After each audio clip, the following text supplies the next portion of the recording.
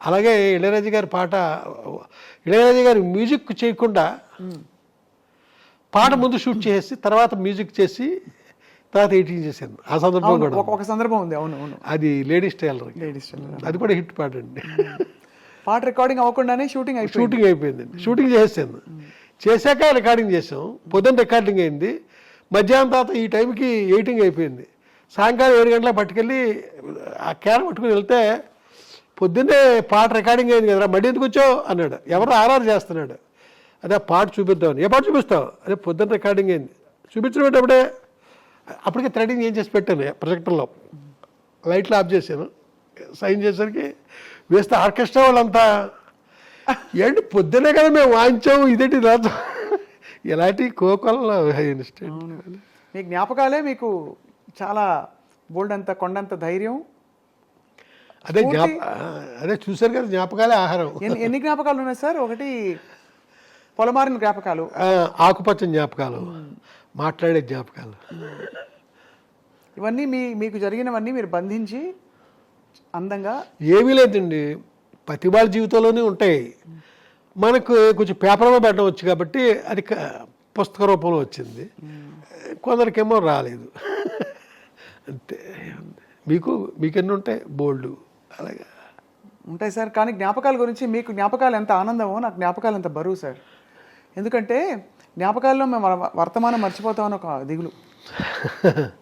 నేను వర్తమానం మర్చిపోవడం నాకు ఇష్టం. ఓ, అది మీకు అది బాగుంది సార్. సార్, రమణ ఆశ్రమంలో మహర్షుల వారితో మీ అనుబంధం, ఎందుకంటే రాజా సార్ కూడా రమణ మహర్షి గారి పాటలు ఆయన చేయించినా కూడా పాడించిన స్టేజ్ మీద ఒక పాటతో మొదలు పెడతారు ఆయన పాట కచేరీలన్నీ కూడా.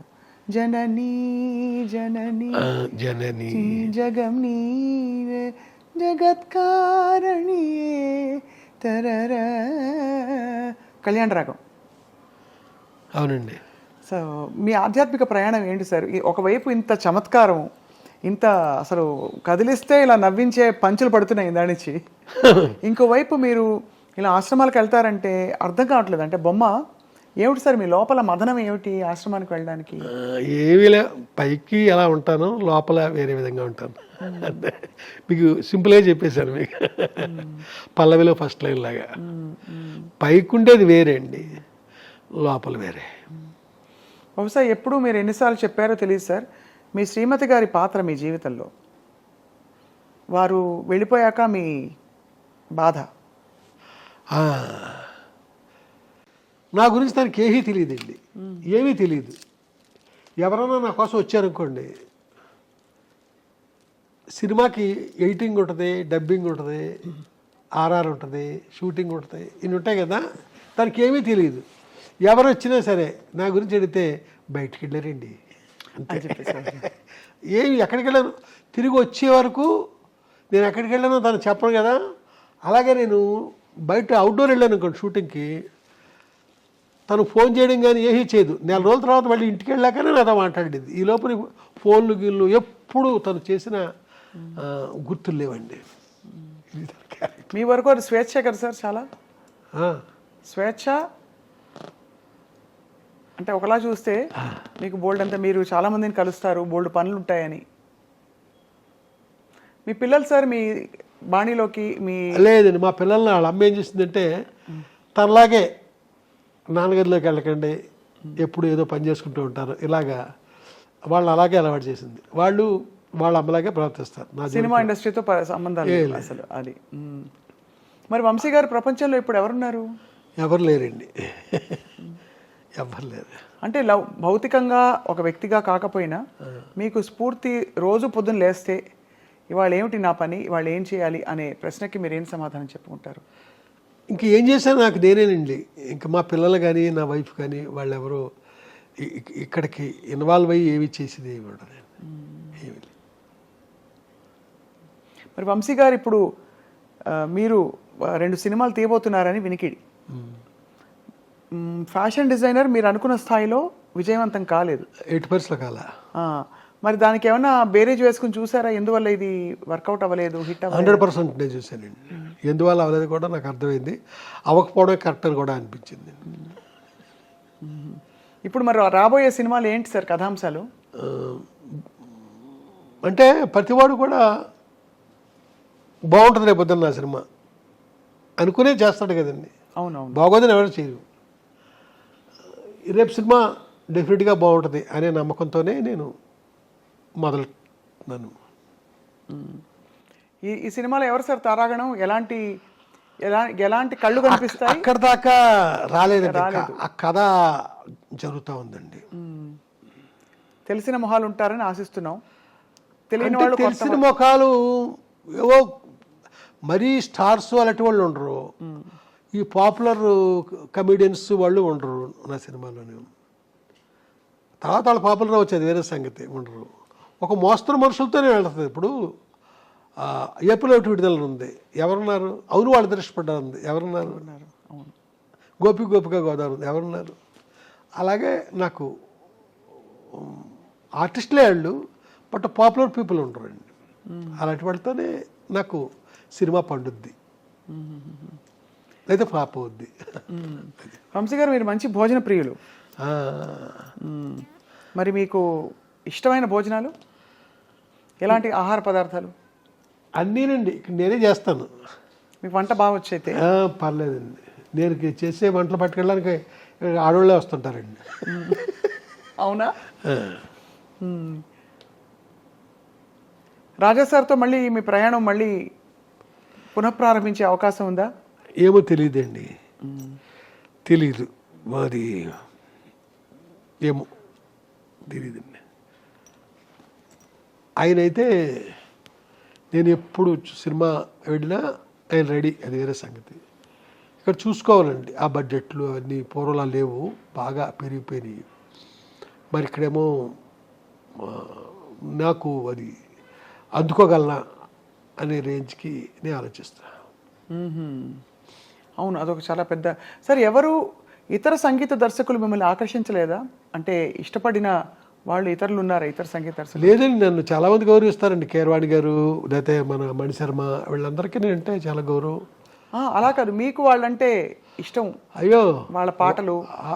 అవునండి, నాకు ఇప్పుడు ఇళయరాజా ప్రస్తావన మీరు తీసుకొస్తున్నారు కాబట్టి అదే మాట్లాడుతున్నాను. అంటే ఇది ఒక తిరుగులేని ఒక ఎవర్ గ్రీన్ కాంబినేషన్.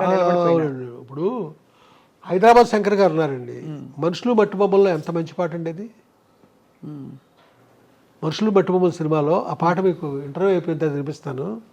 ఎంత చక్కని పాట అండి అది. మహానుభావులు ఉన్నారండి, బి శంకర్ కదా ఆయన పేరు. ఎంత, అలాగే కోదనపాండి గారి ఎన్ని మంచి పాటలు ఉన్నాయండి. ఉన్నాయండి చాలా. టి చలపతిరావు గారి ఎన్ని మంచి పాటలు ఉన్నాయి. ఇంకా రాజేశ్వరరావు గారి మాట్లాడక్కల. అమ్మో, అసలు బాపు గారు వీరభక్తులు ఆయనకి. ఇలాగా మాదేవన్ గారు, ఇలాగండి. ఏ రచయితకైనా బాపు గారి బొమ్మ పడాలి అనే ఒక కోరిక ఉంటుంది కదా సార్? అవునండి. బాపు గారితో మీ అనుబంధం ఎలా అంటే, మీరు అడిగారు కాబట్టి చెప్తున్నా. ఒక్క బొమ్మ బాపు గారికి ఇస్తే నా జన్మధన్యం అని ఫీల్ అయ్యాను నేను. నా మొట్టమొదటి కథకే బాపు గారు బొమ్మ వేశారండి. అదే ఇందాక చెప్పాను చూసారా, ఒక కాంట్రవర్సీ వచ్చి ఆపేశారనని. అప్పుడు బాపు గారు బొమ్మ కూడా అయిపోయింది. అయితే ఇక్కడ చెప్పొచ్చేది ఏంటంటే, బాపు గారి జీవితంలో, ఆయన జీవితం మొత్తం మీద ఏ రచయితకి వేయలేని బొమ్మలు నాకే వేశారండి. 450 బొమ్మలు, 450, 500 బొమ్మలండి. నా మొదటి సినిమా నుంచి మొన్నటి దాకా ప్రతి సినిమా లెటరింగ్ టైటిల్ ఆయనే రాశారు. 450 పైన బాపు గారు బొమ్మలు వేశారండి నా ప్రతి కథకి. ఇప్పుడు నేను రేపు కథ రాస్తే ఇప్పుడు బొమ్మ ఎవరు రాస్తారు అనే పరిస్థితి నాది. ఇప్పుడు పసలపూడి కథలు ఉన్నాయండి, 72 కథలు. 72 కథలకి 72 బొమ్మలు ఆయనే. దిగువ గోదావరి కథలు 52 కథలు, 52 బొమ్మలు ఆయనే. ఇలాగా ఇంకో ఆకుపచ్చని జ్ఞాపకం అంతా మీకు చూపించాను, ఆ కథలన్నీ ఆయనే. ఇలాగా కొలండి నా దగ్గర అన్నీ బాపు గారే. ఆయనకి నేనంటే అంత ఇష్టం అండి. నువ్వు ఎందుకు ఏంటంటో పిచ్చి పిచ్చి సినిమాలు తీస్తుంటావు, అప్పుడప్పుడు నువ్వు కథల మట్టుకి అన్నీ మంచిగా రాస్తుంటావే అని తిట్టిన సందర్భాలు చాలా ఉన్నాయి. ఏ పిచ్చి పిచ్చి సినిమాల గురించి అన్నారు ఆయన? అంటే ఆయనకి అంటే మరి నేను అన్నీ మంచి ఏం తెలియదుగా. ఇప్పుడు ఓ రోజు ఫోన్ చేశానండి, ఒక 2 నిమిషాలు తిట్టాలనుకుంటున్నాను, మరి భరిస్తారా? ఎలా సార్ చెప్పండి సార్. ఇప్పుడేనండి మీ కథ చదివి రమణ గారు కళ్ళమ్మ నీళ్లు పెట్టుకుని వెళ్ళారు. మీ కథకు నేను బొమ్మేస్తుంటే వచ్చి చదివి కళ్ళమ్మ నీళ్ళు పెట్టుకెళ్ళారు రమణ గారు. ఇంత బాగా రాసే మీరు ఏంటి అంటే పిచ్చి పిచ్చి సినిమాలు తీస్తున్నారు ఒకసారి. లేదు, మనసు పెట్టుకుని కథ రాయండి, అది సినిమా తీయండి, డిఫరెంట్గా బాగుంటుంది అన్న సందర్భాలు ఉన్నాయండి ఆయన. అలాగే ఏ కథకు ఆయన బొమ్మేస్తున్నారో కూడా మీకు చూపిస్తున్నా కదా. ఇలాగా బాపు గారు, విశ్వనాథ్ గారు, వీళ్ళందరికంటే భారతీరాజ గారు, వీళ్ళంతా నా గురువులండి, గుర్తులు. మీరు పోస్టర్ డిజైనింగ్ కూడా మీరే చేశారు కదా సార్, సాగర్ సంగము అని అంటారు. ఆహా, ఏడుది నాగేశ్వరరావు గారు ఈ సినిమాకి పనిచేయవయ్యా అన్నారండి సాగర్ సంగమం టైంలో. అప్పుడు నేను డైరెక్టర్ అయిపోయాను, మంచిపల్లికి తీసేసానండి. ఈ సాగర్ సంగమం తర్వాత సినిమా సితారా నేను డైరెక్ట్ చేయబోతుంది. వాళ్ళ షూటింగ్ దగ్గరికి వెళ్ళలేను. వాళ్ళ వెళితే కమలాసనం గారు ఆ నూతి మీద తిరుగుతా పాట, వాళ్ళ షూటింగ్ తక్కిట తదిమి తందాన పాట ఉంది కదా. వాళ్ళు ఏడు వేశారు, నువ్వు ఈ సినిమా పనిచేయవయ్యా అంటారు. ఏం పని చేస్తానండి, సగం సినిమా అయిపోయింది ఇక్కడ అంటే, పోస్టర్ డిజైన్లు చేస్తావు కదయా, వెళ్ళి గంగాధర్ దగ్గర కూర్చొని చెయ్యి అన్నారు. అప్పుడే కొన్ని డిజైన్లు చేశానండి. సీతాకో చిలక అంటే మొత్తం చేశాను. సీతాకో చిలక, శంకరాభరణం, తయారమ్మ బంగారు వీటికి కంప్లీట్గా వర్క్ చేశాను. అంటే పేరు నాది ఉండదు, పబ్లిసిటీ ఆర్టిస్ట్ పేరు ఉంటుంది, కంపోజ్ చేసి ఇదంతా మనమే. మరో కాలక్షేపం ఎలాగో మీ యూట్యూబ్ ఛానల్ చాలా తొందరగా పుంజుకుంది సార్, చాలా మంది సబ్స్క్రైబర్స్ వచ్చారు. కారణం ఏంటి సార్ యూట్యూబ్ ఛానల్ పెట్టడానికి? ఏంటంటేనండి, యూత్కి నేను చాలా చెప్పాల్సింది ఉంది, యూత్కి నేను చెప్పాల్సింది చాలా ఉందండి. అందుకోసమని ఛానల్ పెట్టడం జరిగింది. అలాగే నేను తీసిన సినిమాలు అయ్యి వీళ్ళు ఇప్పుడు వాళ్ళు చూడలేదు చాలామంది. ఆ సినిమాల వెనక, ఆ తెర వెనక కథలు కూడా చెప్పాలనుకుంటున్నాను.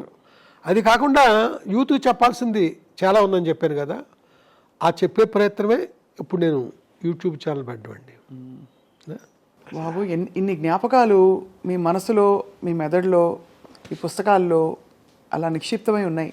ఎంత గొప్ప సంపద ఇది రాబోయే వాళ్ళకి. సార్, అయితే మరి తర్వాతి సినిమాల కథాంశాలన్నీ, ఇప్పుడు మీరు హిచ్కాక్ లాంటి సినిమాలు రాశారు, తీశారు, చాలా పవర్ఫుల్ విమెన్ మీద రాశారు, తీశారు, అలాగే సున్నితమైన కథలు రాశారు.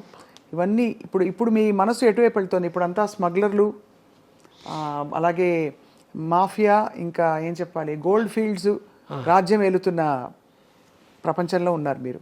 మనందరం అదే ప్రపంచంలో ఉన్నాం. ఇప్పుడు నేను తీసే సినిమాలు హృదయం ఉన్న కథలండి, మిమ్మల్ని స్పందింపజేస్తాయి. అంశం ఏదైనా మిమ్మల్ని స్పందింపజేయడం జరుగుద్ది. అలా స్పందించిందే అద్భుతమైన సినిమా అవుద్ది. అలాంటి ప్రయత్నం నేను చేస్తున్నా.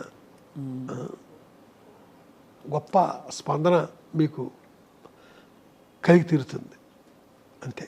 మేమందరం 1000 కళ్ళతో, వీలైతే పెద్ద పెద్ద కళ్ళతో, ఇంకా వీలైతే భానుప్రియ గారి లాంటి కళ్ళతో, అలాగే 1000 చెవులతో ఎదురు చూస్తూ ఉంటాం సార్ వంశీ గారు మీ తదుపరి చిత్రాల కోసం. Thank you.